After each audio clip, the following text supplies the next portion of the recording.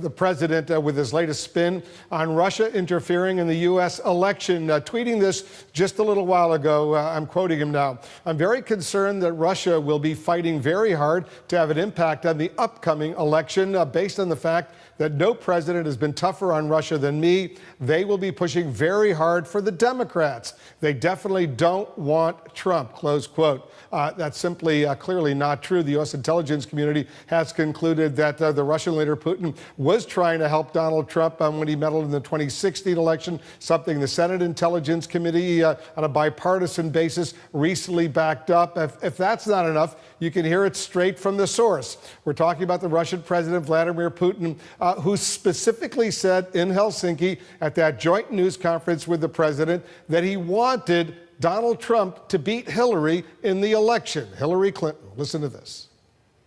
President Putin, did you want President Trump to win the election, and did you direct any of your officials to help him do that? Да, я хотел, чтобы он выиграл. Yes, I did. Yes, I did. Because he talked about bringing the U.S.-Russia relationship back to normal. All right, Senator Mike Rounds is joining us right now. He's a Republican from South Dakota. He's a key member of the Senate Armed Services Committee. Senator, thanks so much for joining us.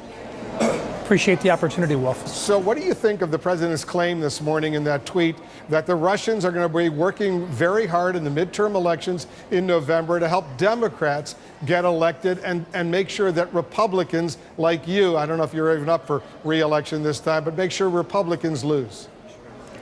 Well, I think what will happen is that they'll try to create chaos in the election if they can. That's what they were trying to do in 2016. They thought that Hillary would win.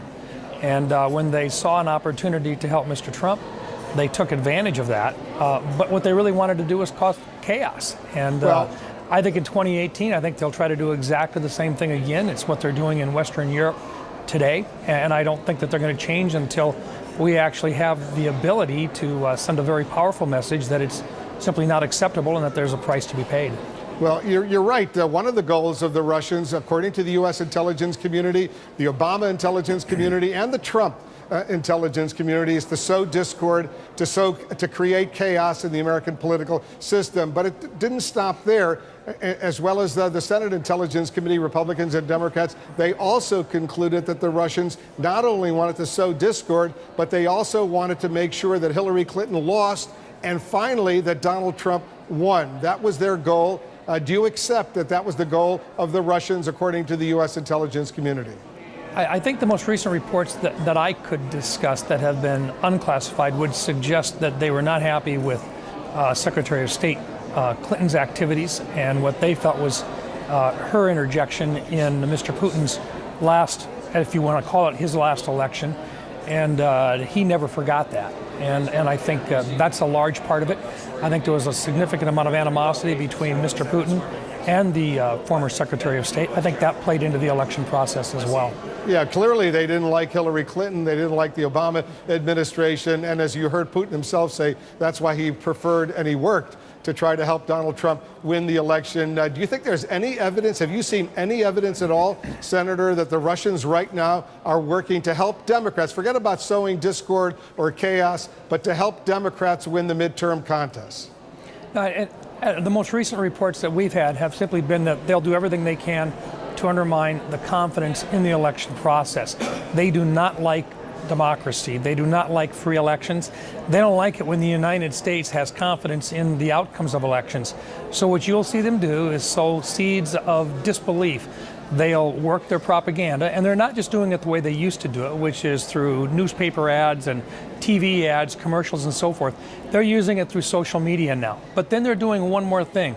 They're also trying to suggest, and they will do everything they can to reinforce, that they might be influencing the actual counting within the election process.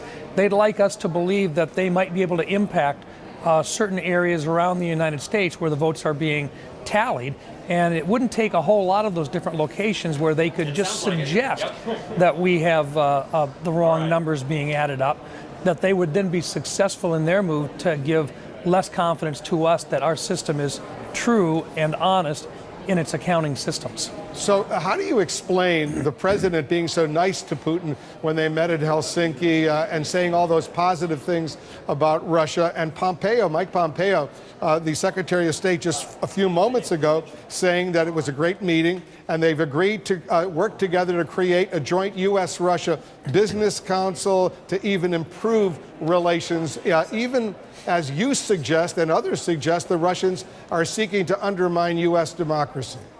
Yeah, I'm not going to say that I agree with the president's tactic in this particular case, but I think what he was trying to do was to get past the issue. I think what he wanted to do was say, look, we basically have 90% of all the nuclear weapons in the world today. We have to have a working relationship. So if you're going to tell me that you didn't argue, and I'm not, I'm not going to stand here and argue with you and have a he said, she said. I think he wanted to get past that, and I think that may have surprised Mr. Putin a little bit.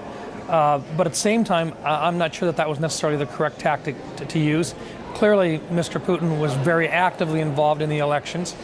Clearly, they have not stopped, and most certainly, they'll be trying to impact the 2018s as well. So, yeah, we've got to have a relationship in terms of communications, but you've also got to have some sense of trust in those communications. And right now, I don't think we can trust anything that the Russian government is telling us. I don't think we can trust anything that they're trying to share on social media. I think whatever they can do to sow distrust in the United States, they will. And we have to take that all into account as we try to establish this relationship with another nuclear power in the world. Yeah, and the Russians are succeeding pretty impressively in those goals so far. Let's see what happens down the road. Mike Rounds, Senator Rounds, thanks so much for joining us. Thank you, sir.